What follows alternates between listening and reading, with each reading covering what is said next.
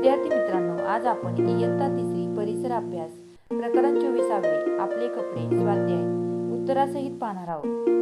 प्रश्न क्रमांक 1. थोडक्यात उत्तरे लिहा. 1. तुम्ही एका वर्षात कोणकोणते ऋतू अनुभवता? आम्ही एका वर्षात उन्हाळा, हिवाळा व पावसाळा हे 3 ऋतू अनुभवतो. 2. ऋतूनुसार कपड्यामध्ये बदल का करावे लागतो?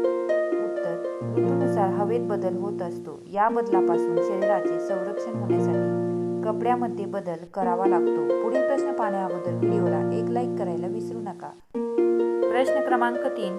गणवेश घालावा लागतो अशा 3 व्यवसायांची नावे लिहा. पाठात दिलेल्या व्यवसायांची नावे द्या. उत्तर: बस कंडक्टर, अंगणवाडी सेविका, आशा वर्कर, वेटर इत्यादी. पुढील प्रश्न पाहण्या अगोदर आपल्या चॅनलला सबस्क्राईब करायला विसरू नका. तुमच्या परिसरातील काही पारंपरिक कपड्यांची नावे लिहा. उत्तर: धोतर, सदरा, नऊवारी साडी, फेटा, टोपी, पायजामा इत्यादी. भेटूया अशाच नवनवीन स्वाध्यायामध्ये. तोपर्यंत लाईक, शेअर, सबस्क्राईब करायला विसरू नका.